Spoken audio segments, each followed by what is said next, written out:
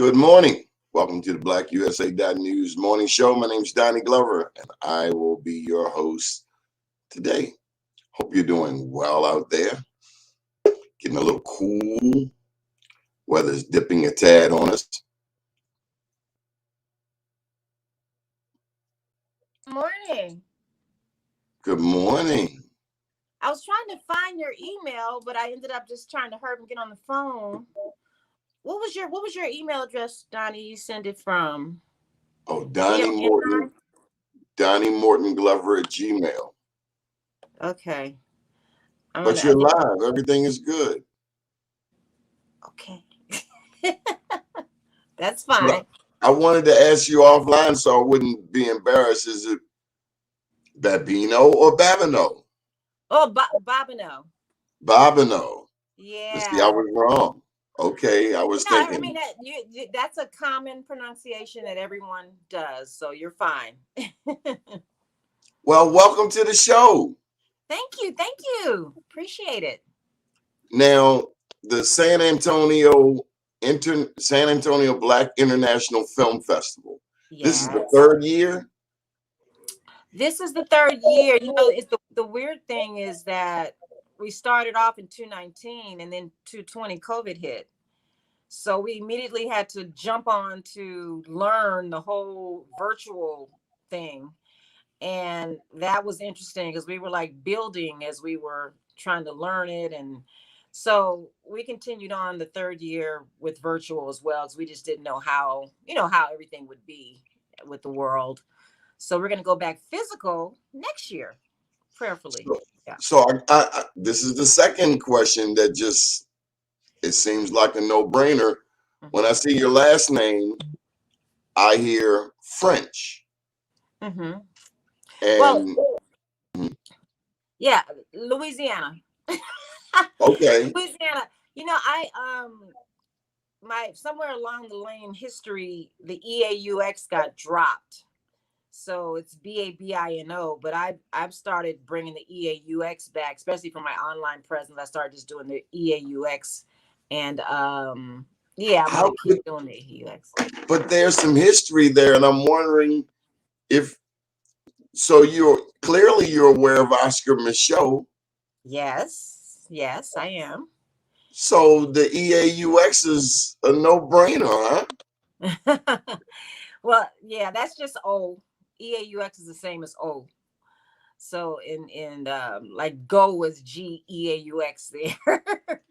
but yeah, I like that. I like the original spelling, and I wanted to bring that back and incorporate that especially in my online presence. Yeah. Now here's my third question. Is the San Antonio International Black Film Festival solely women producers, directors, filmmakers? No. So every year we do themes. And so this year's theme was centered on phenomenal Black women, so sis stars in cinema. So next year our theme is going to be animation. So we're going to deal with totally Black animation as the theme. So we put our panels and our programming around the theme, but we still have an open call that will be for just general international Black films. So the open call that we put out in February, it's going to be early February, will be an open call just for Black independent filmmakers around the world. But the theme that we're going to focus on is animation. So we're going to have panels on Black animators, on voiceover people, and just how do you get into Black animation and all of that. So that's our focus for, every year we have a focus. The first year was dealing around racism, sexism. And so we every year have a theme that we program everything around in addition to the open call. Yeah. So you got to school me on this. How many other Black film festivals are there in the country? I don't know about the country, but there's pretty much, I say in cities that predominantly have Black population, there's pretty much a Black film festival in that city, pretty much. But I know I lived in DC, I'm still back and forth, so have a foot in DC. 30 plus years. And so coming back home to San Antonio, the landscape was dry, just in terms of blackness, black events, black everything. And coming back, my mom is elder, so I used to come back and forth, and then I just kind of settled. Let me start something here. So that's why there was a need here. They have I think about 7, 8 film festivals in San Antonio, which is primarily a Hispanic population. It's typically 7% black. That stay. I don't know why, but that number seems to stay 7%. So even when I was little, it was 7%. But yeah, there was just a need to have something here that focused primarily on black culture, as it relates to film, and being a filmmaker and coming back home and seeing this desert of black films here. I really wanted to bring something out. And then there's some very talented filmmakers here and people from here. So, and it's a beautiful city. So we wanted to start something that would bring attention to San Antonio, and also feed into the talent and exposure to Black international films. Yeah. Ada, help me out with the history of film in Texas. Mm-hmm. Oh Now, God, you getting in way and beyond. But I know that Myra Hemmings, who was an AK, who was initially an AKA and broke off and started Delta. She was from here and she taught here and whatever. So there, I think she dabbled in film. But then Spencer, I can't think of the first names. Back in the day during the Oscar Michaud time, he also had a theater here. So the there's lady who there's started Deltas dabs of, was yeah, there's dabs of Black history here in the film world. Um, we used to have a theater here. It's so interesting because since I've been back home, there have been just progressive people that typically they're from other places that come and move to San Antonio. There's a brother that started a Black bus tour. They have Black on the river. There's a Black river boat. We have a river that runs through the downtown area, and it used to just be a river that is general history, Spanish history, Mexican history, whatever, San Antonio. But now they have a specific, the San Antonio Sam's Museum, San Antonio African American Cultural Museum has just started. So they started a riverboat that specifically deals with Black history that you can catch in the evening. So there's different pockets of people that are looking to really expose San Antonians and tourists, because it's a big tourist city, to Black history and Black culture here. So the bus that started Black History Tour and the boat, and then we started the museum has started, and then there's the film festival. So there's different pockets of folks who know the recognize the importance of excavating the history of Black folks here. And then there's a brother that started the bus tour, Andor. He also started a film called Walk on the River, which deals with the history of the African American presence in the Alamo City. So there's a lot to, as you learn and grow, you start thinking, wait a minute, where am I in this? Where am I in this equation? Where am I in this history? You start questioning. Hopefully kids start questioning. I'm So glad you shared that. I just wrote my second book, I Am Black Wall Street, mm-hmm, and one of the heroes is Chief John Horse. He was mm-hmm, a Black Seminole from Florida who went to Oklahoma. Well, mm-hmm, actually, he fought in the Second Seminole War, uh-huh, which was actually the largest slave insurrection in this country. He fought to a truce. He was led on the Trail of Tears, or he agreed to go on the Trail of Tears with his soldiers uh-huh, to Oklahoma in exchange for his freedom. And mm-hmm, once he got there, the U.S. government did what the U.S. government does. mm-hmm, And so he said, I'm out of here. He then led 200 Black soldiers and their families through Texas to mm-hmm. Nacimiento, Mexico. But the point I wanted to make I is want that to come back to that, but go ahead. Oklahoma had 70 to 80 Black towns, but your state had over 550 Black towns in East Texas. Mm-hmm. You're gonna Andor's gonna probably want to bring you on one of his shows, but it's so interesting that you mentioned that because my mentor Haile Garima, I worked on Oh Sankofa. yeah. Yeah, Sankofa is being rebirthed and it's on Netflix now. But his next film documentary that he's doing, because he's been coming back and forth to San Antonio. He's doing a film on just exactly what you mentioned. He's done the Seminoles. He's doing research. He's done interviews in Oklahoma, in what's the place you just mentioned in Texas? Florida. Oh No, the place you just mentioned in Texas. The East Texas. No, you just mentioned a place that they went to, the Seminoles.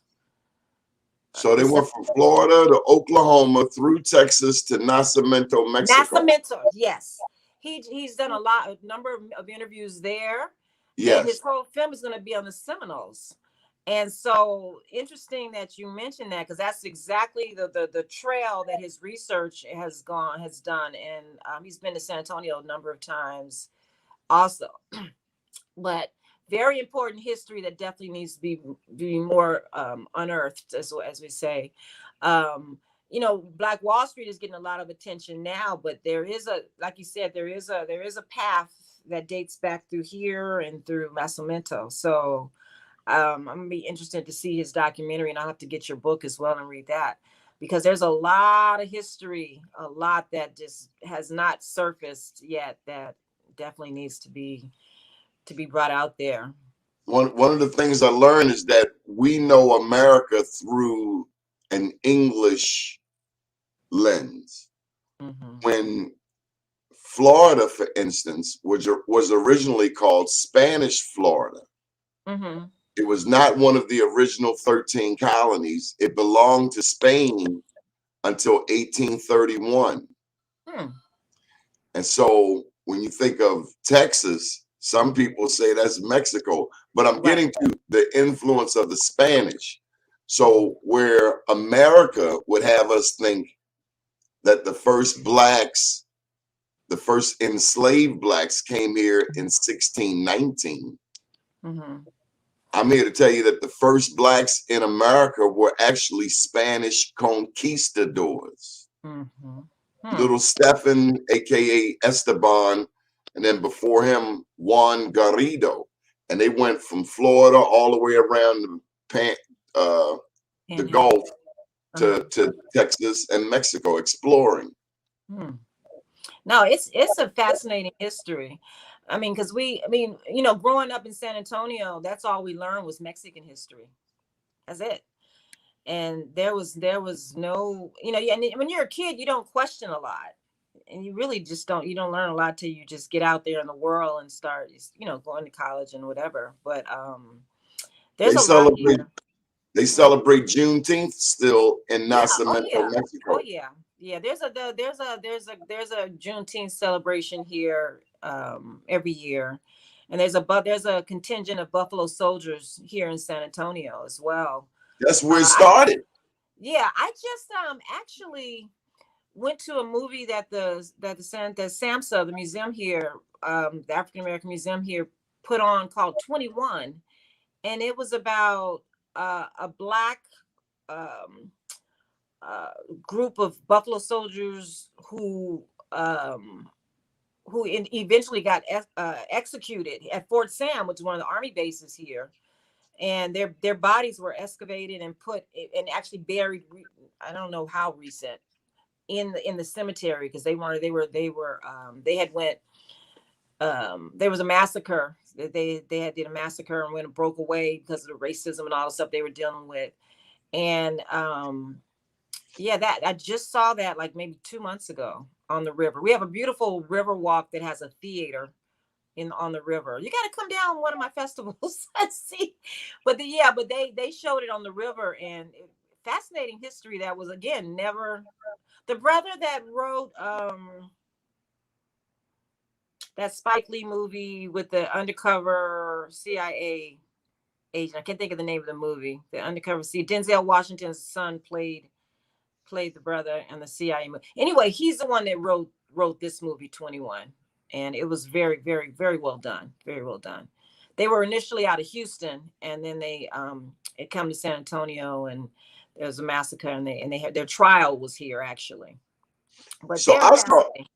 I saw a movie, don't laugh at me, but it was a Western about the Alamo, and I didn't realize that some of the big names were there.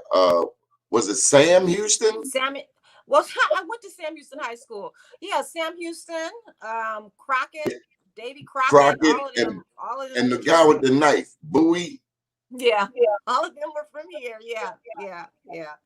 And you get that on the Alamo tour. When you take the Alamo tour here, you'll get that. You'll get their information. There was actually a sister, a black woman in the basement that I got this on a tour on the tour bus, who actually was the one who broke out and ran and told them that the Alamo was getting ready to be under attack. And I can't remember her name, but a lot of history, a lot of history. And that's the importance to me of films and film festivals, because, a lot of times, people just, take it for face value. Oh, I'm going to go see a film. But when you see films that have your history, your culture, people that look like you, your stories, it makes a difference to your psyche, to your brain, makes you. I'm always looking at when and where I enter, where's the black part, because oftentimes we in We movies were so often always got here. killed off first. Huh? We've always been here, and that's why your genre is so important. Yeah. Because, as you said, we don't know that we were here. We were here, and some of us were here before, others came here. Oh yeah, oh yeah, that is so true. That is so true. There's a lot written, but a lot of people don't read anymore, unfortunately. And so if you're not reading, if you're not talking to elders, you don't get those stories. You don't get those stories. And so, and even nowadays, I mean, for me, I mean, you talk about filmmaking, it was a very expensive medium at one point, very expensive. But nowadays, we have access to creating and documenting our stories, even if it's just a local story, not just, but even if it's a local story, talking to your grandmother, talking to your grandfather. Kids now can document their history and preserve it. I had the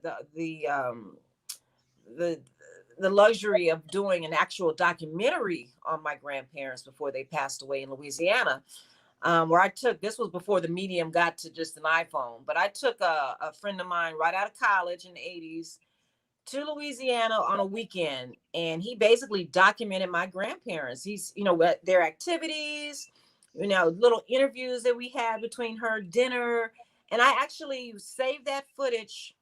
It must have been like 10 years. And then when I went back to grad school at AU, American University, that was my thesis film. I went to grad school knowing I'm going to turn this into a documentary once I learn how to edit and So I did that. And I produced a film. It's called I Done Been Through the Snake Skin and Come Out Clean. It's on my Louisiana grandmother and grandfather, their life. And we captured that in a weekend. And it's priceless. I mean, I can pull them up and call them up to look at them, to hear their voice anytime when I feel their need or their presence. So little things like that are important, and I encourage not only youth, but our generation to utilize that iPhone and document those that are important to your lives. It's for the next generation who didn't get the opportunity to meet people. I mentioned Louisiana in this book. There was a man there named Henry Adams, and he was into emigration. He wanted to send blacks back to Africa. So he linked up with Pap Singleton in Tennessee, and instead of sending blacks back to Africa, he sent them to Kansas. Really? Kansas? Yeah, so the first blacks that ended up in Oklahoma, the first wave came from Florida. The second wave came by way of Kansas, thanks to John Brown. I knew of John Brown, but I haven't heard of Adams. Henry Adams and as I started digging, let me tell you, the more I went digging, the more you find. And it's at some point you got to cut off your searching and wrap the story up. But Louisiana. So once they did the Louisiana Purchase, that added a whole 2/3 more to the country. It was one of the dumbest deals ever. I think they got 2/3 of the United States for like $50 million or something. Wow. Wow. But Now, again, and then I found out that Mexico had a black president. I had heard that before. Yeah, I mean, I think that's in Walk on the River. Yeah, that I documentary I was wrote thinking. about it. A black president. Hmm. Or, I mean, when you look at the Olmec heads in Mexico, Hmm. the black Yeah. presidents, or you look at the Mayans, that Yeah. artwork, you can't fake that melanin. Hmm. That melanin did not come to America through the Bering Strait. That Yeah, that's what melanin, they were saying. There was a lot of mixing between Africans and Mexicans, and they were treated there differently as well. You still had that caste system of treatment. That's what Hailey was finding out in his document, in his research um, you of say, the film that he's doing. Yeah, or the new film, the one he's working on, the one of the Seminoles, the film that he's working the on. Seminoles. So there's a lot, yeah, there's just a lot of history, but it's again it's just important. Like you do it with your medium through books, and you know those that have that potential that capability to do through books is important. Document. Same thing with film. Same thing with audio. I mean, there's three mediums that are still preserving that we can utilize and have an impact. Have an Ada, impact. you talked about the iPhone. There's a young lady here in Baltimore, Teresa Davis, Mm. and she was the first person that I met that took an iPhone and started doing television series. Oh, series! Wow, wow. Yeah, kicking indoors. Uh, Tell me about your understanding of the iPhone. I mean, and this i13, do I need to get it? No, I you don't mean, have to it's get got an iPhone. three You don't have to lenses. you don't have to have the latest. I think a smartphone is really all you need to have. I mean, I typically am not an Android person. I'm an Apple person. So the iPhone would connect with iMovie, so it's an editing program. But I just basics. I mean, iPhone is basically good to shoot landscape. This is the way landscape as opposed to vertical. But it's just a matter of trying to get the best quality that you can with audio, with the visual. But just if you have an iPhone, you can capture things, you can transfer it to your computer, and you can edit in iMovie and get your products done. And it can be little things. I mean, I always talk about long form in terms of interviewing, grandparents and parents, but it could be capturing your kids or your grandkids at that moment in their lives that they'll never repeat. Crawling, walking. I mean, saying first words, eating. Those type of images are priceless, and then you could throw it back at them when they graduate from high school.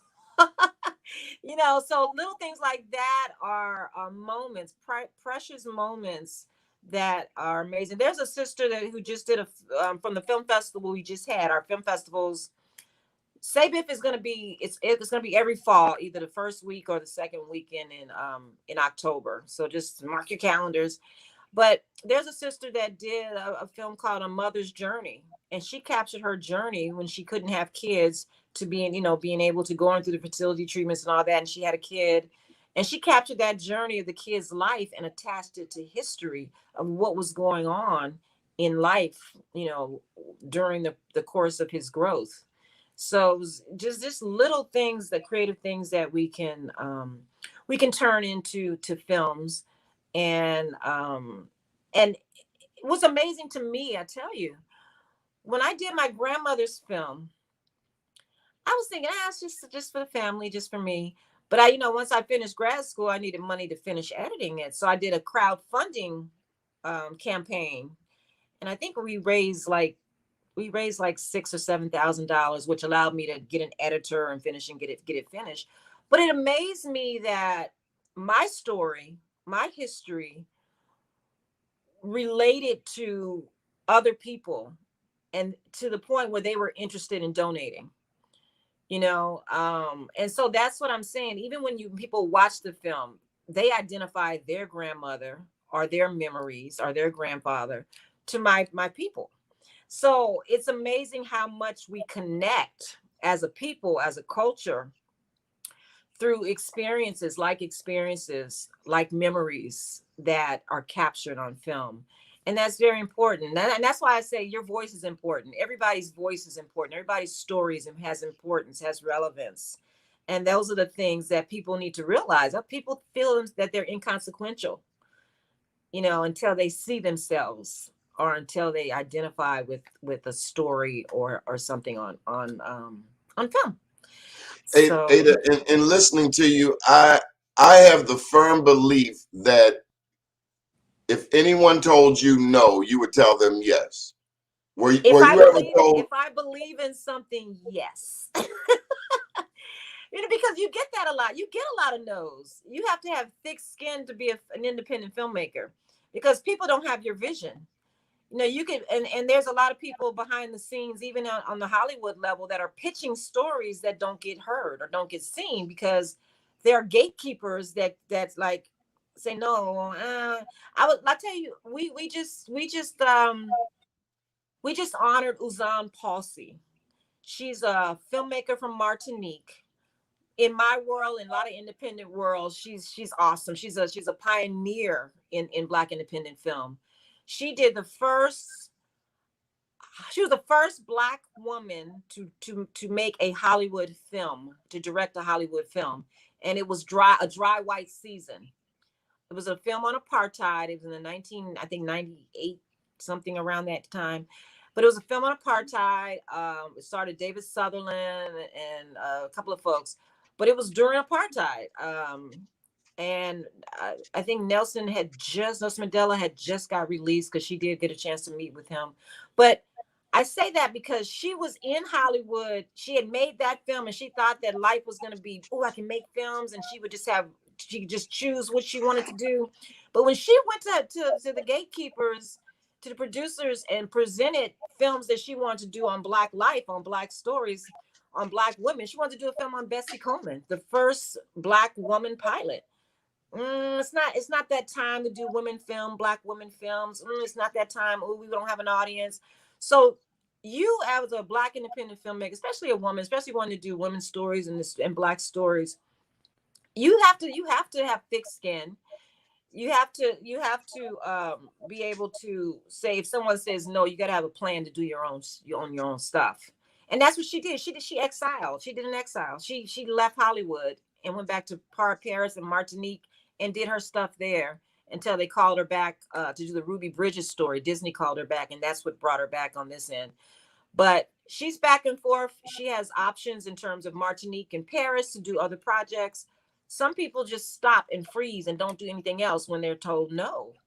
And you have to have the belief that your stories are relevant, that you're what you're putting out there, what you want to do is something that has to be done, and then you keep moving forward to do it. And that's just, I say that I brought that story up because you have to have thick skin. You gotta know that when you get a no, there's other options. If there's not other options, you make other options because there's always a will and a way to do stuff. Yeah. Julie Dash came to mind as you were talking about this lady from Martinique. That was one of the first Yeah. Black woman film directors after, and that was around Haley Jarima's time that I first learned about her, mid-90s. Yeah, they Hattie's a little bit older than her, but Daughters of the Dust was one of those films that Hollywood would have never made because it's very eccentric, it's very just out there. There's a lot of nuances to culture and creativity that are thrown in there that they would have never understood. You can't even explain it to them. So yeah, she took a big leap, you know, to bring her vision, and actually her husband at that time, who was the director of photography, AJ Fielder, contributed greatly to that vision of portraying Black women in a different light and just a story from a different format, because there's typical formats there's formulas. So that was anti-formula film, and so it worked. It's a classic now, and it will live the test of time, just like Sankofa has a rebirth now with a whole new generation, because Ava DuVernay saw the need and the vision, to bring that film to a wider audience. And so thank God that there was a Netflix that She had influence on to get it there, to reach a new audience. I've noticed on Netflix more and more films from other countries. Oh yeah, yeah. That people are tired of America's chicanery and they're going to other countries. I mean, I'm seeing movies from everywhere, the Middle East, Europe, Eastern Europe. I'm wondering, where's Africa in the equation? No, there are films there as well. Some of the Nollywood films, the films out of Nigeria I've seen, have come to Netflix. Nollywood. Yeah, Nollywood. I think this is the way it should be. I think there should be a world vision, a world culture that is presented to us. I learned the word cultural pluralism when I was in African American Studies at Howard. Dr. West told me that. But cultural pluralism is just a respect and appreciation for all cultures. You know, we typically as Black folks, we will go see films out the yin yang that's presented to us on the big screen. But when it comes to actually seeing our own films, and I'll say this from a Black independent filmmaker's perspective, and from having a Black film festival, you got to, like, you know, do jump through hoops to get folks to come to support your festival, I know. to see Black independent films. It's like you're doing these festivals to expose Black independent films, to expose Black independent filmmakers, but folks aren't jumping through the hoops to support you, to actually come to your festivals. There's so much out there that we typically don't see because it just stops at a festival. You see that festival and then you won't see it again.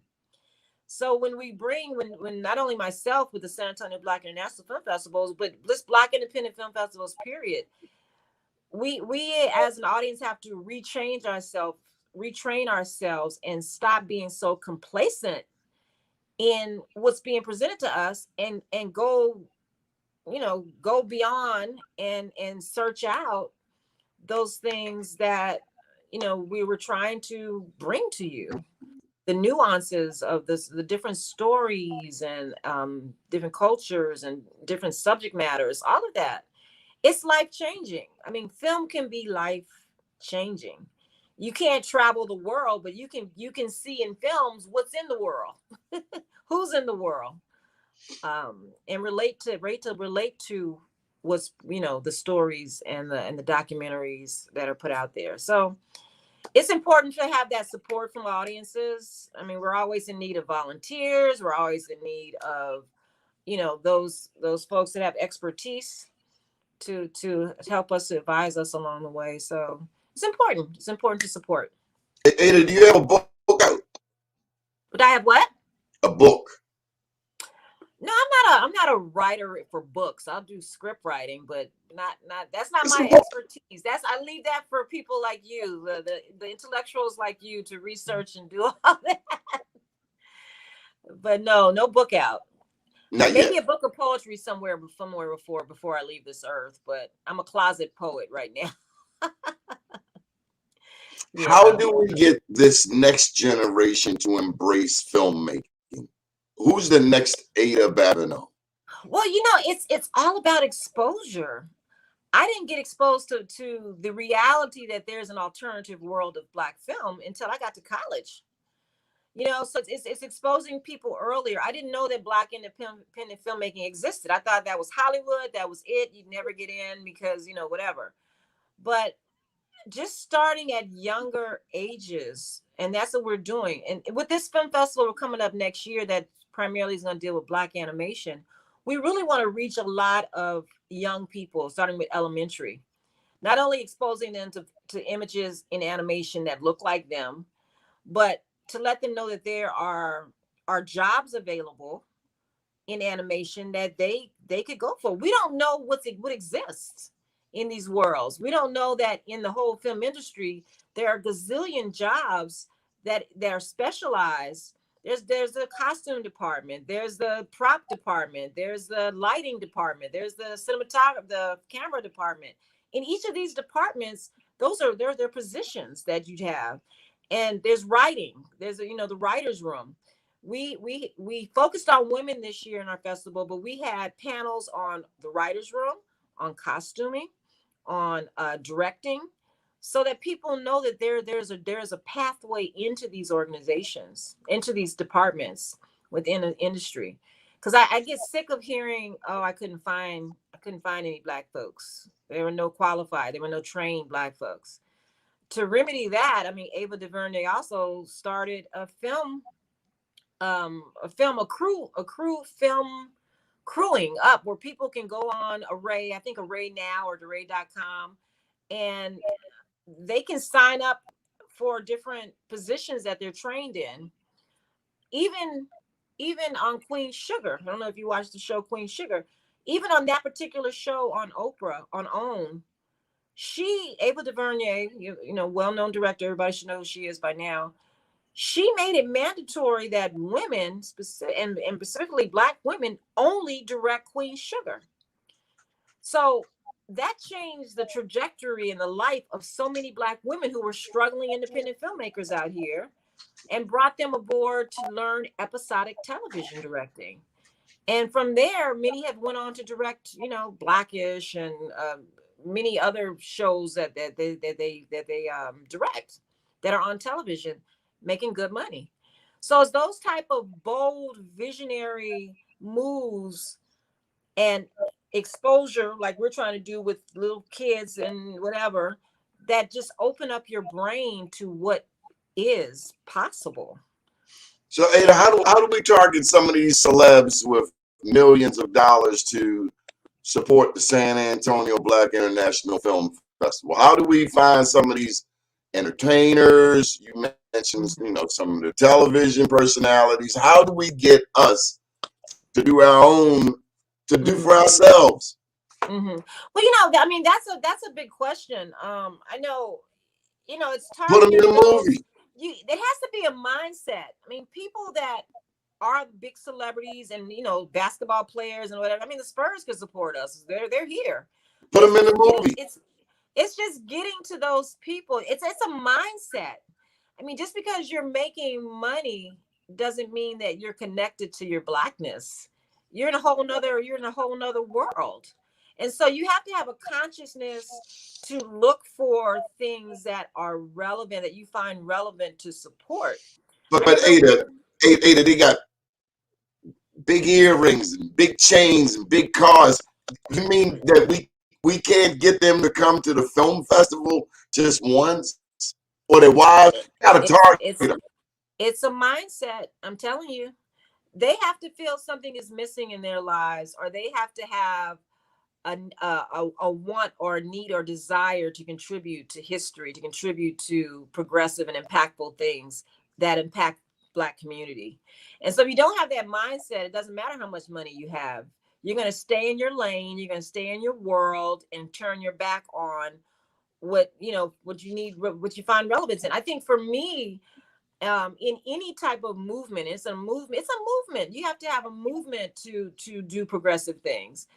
It comes from the grassroots level. It comes from reaching the people that you need to reach most to jump on board and make change, any type of change, whether it's through supporting a festival or whatever.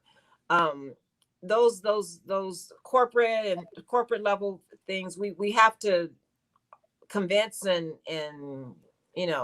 try to get them to jump aboard, and oftentimes they do, but we're hoping that we can do both. We're hoping that we can build from the grassroots level for the exposure, for the impact, and also grow for the supportive level of the sponsors, the folks that do have money, organizations to support and work in conjunction to build us to where we need to be. I mean, you look at South by Southwest, they started off small, and look at them now out of Austin, mega festival. So we are in our toddler stages. So we have a lot of work to do to get where we need to get on a larger scale. And we're committed and passionate to do it. So we're here. It is a technical question. Don't laugh at me. Why do movie makers need photographers? In credits, I often see director of photography, and I've always said to myself, but it's a film. Help me out with that. Okay. So there's different levels. You have a photographer that takes pictures of behind the scenes stuff. We takes pictures for press kits and all that. That's just a photographer that uses the camera. But when you look at director of photography, that is the same as a cinematographer. And that person is responsible for the look of the film, for the tone, for the texture. That's the lighting person. That's their vision. And under that, the director of photography department, you'll have a gaffer, who assists him with lighting. Like if he has a vision for a lighting, how it looks, somebody at night, especially lighting black skin, he may have that vision of how he wants to do it. The gaffer is a technical person that will put it into play to make his vision come to life and light it in a way. So that director of photography, when you look at something, the director of photography is a cinematographer. That's the person who like on Daughters of the Dust, all of that beautiful, the pictures, all that. That's the director of photography, and the gaffer working in conjunction with him. And then the grips are the people in the lighting department that actually do the moving and setting up the lighting and everything. So those are three important departments: the gaffers, the grips, the cinematographer. That is what you're looking at, the beauty. Because you can have a great idea to do a great film, but if you don't have the cinematographer or the director of photography, same thing. If you don't have a good cinematographer to bring your look from the paper, from the script, to bring it into life, to add that beauty, that texture, that tone, then your film may not be worth crap if you can't see. So see along those same so the along those same cinematographer and the audio, the sound recorders, those are very critical people to have in play. In well, I was going to say that I'm a movie junkie. I'm listening the movie to well, I'm listening to the music, the soundtrack, and for me, it starts as soon as it comes on, or even before you see anything, the sound. And for me, that's a mark of I'm going to watch this because I'll get bored quickly. Well, that's the thing. So there's a sound recordist that records the talking on the set, that records that. But you're talking a whole nother department when you talk about adding the musical score and all that. That's a whole nother department. And that's a composer, or adding the music or whatever. So that's a whole nother department. That's what I'm saying. There's so many departments working on a big Hollywood picture. But when you're dealing with a so Black independent filmmaker or just independent filmmaker, you have to have the knowledge to hire people on your level that can do all the things that is compartmentalized in Hollywood. It's usually brought down to a lower scale, but you still got to find the quality people that can do the job. When I did my grandmother's film, I had, I did the recording, did everything. Then I had to find a person to compose music, because you have to own your music unless you're going to pay copyright for it. You can pay copyright and have music in it, but that's very expensive. So oftentimes it's good to get your own composer to compose your music. And Alan Johnson out of DC, UDC, brother who ran the department UDC, he did my grandmother's music for me, composed it. So you look at the scenes, you're composing to the scenes and matching it from the computer. It's an amazing job to bring that person on to move the pacing of your film along. So a lot of important positions there. Yeah. Wow. A lot. And It's so much easier to write a book, isn't it? It's so much easier. Well, now that you mentioned it, I did media studies at Coppin State, and the first assignment was to watch D.W. Griffith's The Birth of a Nation. Now, Professor Ron Nichols wanted us to see what we were up against, and how that film. I think I was just reading something by Spike Lee of how that film set the tone for everything we've seen ever after. With stereotypes and and how we are to counter. But I got to ask you this: do you have indigenous blood? Do I have what? Native, indigenous blood. I did my ancestry. I did African. I did my African genealogy, and I did my Ancestry.com. African wise, matriarchal side is Cameroon. Relates back to Cameroon. Um, and my father's side, I would think that there would have been French in there, but there wasn't. It was Dutch, it was Spanish, it was and then you gotta think about the colonizers who went to Africa and where part they came from. But So his was Spanish, Denmark, and something else. But I did the Ancestry.com. There was a little bit of Indian, but there was not a lot, which is interesting because my grandmother's oral history, she talks about her great grandmother who wasn't, she said she was an Indian woman, but she said that she was Indian. So I didn't get that much Indian in the in the Ancestry.com. But my because they grandmother don't know. talks of just an Indian grandmother that she had. So the people that run Ancestry.com, they're Mormons? The Ancestry breaks it down more in. No. The people that own Ancestry.com. Are they what? Mormons. I don't know. What I'm getting to is, and Skip Gates, and I terribly disagree with him. He'll say that 2 to 3% of Black people have indigenous blood. But I'm reminded there were Black people already in the Western Hemisphere before the European ever came. And rarely, if ever, have I heard people that have utilized Ancestry.com articulate their indigenous roots. And I think it's because somebody else wants to tell us who we are. My grandmother, my great-grandmother was Blackfoot Indian.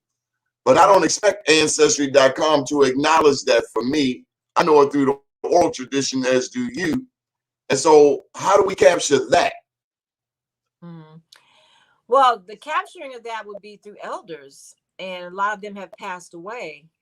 Like I said, I have that recording of my grandmother speaking to that, but it's not in the research of the oral swab, the DNA. So I don't know, but I know that it was just so amazing because I look at my dad when we were little, whenever we would go to Louisiana, which was every summer, pack up the station wagon, bring all your goodies to your grandma. So from San Antonio to Louisiana, Opelousas, we would drive. Every summer, he would take us to all the elders' houses to visit. And that was so critical. I mean, he had elders that didn't speak English. They spoke Creole, and so he grew up with French. Unfortunately, he didn't pass that on. Huh? Can you speak Creole? No, I was saying, unfortunately, he didn't pass that on. I mean, he went in the Army. By the time we came along, he wasn't speaking it. So we missed out on that, unfortunately. And that's the loss. Things don't get passed on that are traditionally in the family line, like language, which is critical. But that was one of the things I really appreciate about my dad. He would take us to visit his elders, and they loved him. He'd always bring them something and sit down. We talk with him. It was just a wonderful experience having, just piggybacking on, him taking us around. But all of those wonderful people that I met are gone. And so now I get notes from people every now and then saying, that they were on Ancestry and it connected to me and are we cousins, whatever. I don't know. My dad is gone. And so I don't know who you belong to in the chain of the family tree based on relatives. It was so nice when I could just say, Dad, who is this? And he knows so-and-so's uncle and mother and father. And so that is gone. And so our generation is constantly searching and trying to connect the dots that we didn't get affirmed from our elders, and so I missed that part of it. Even going back. But they were robbed too. Well, even what? They were robbed too. Like when the blacks got to Oklahoma, they came up with this thing called a DAWS roll, DAWES. Essentially, some white men behind a table said, "You Black and you are Native. You're Black and you are Native."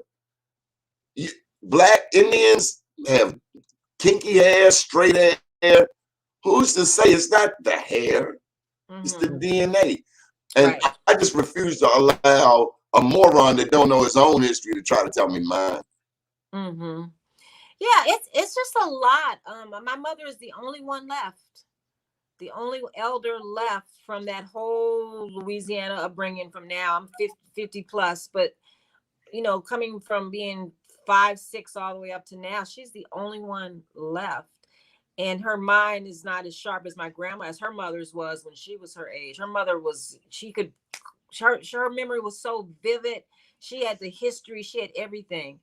But once our elders pass, if we don't have them documented, uh we lose so much in terms of the connectivity of our family and our history.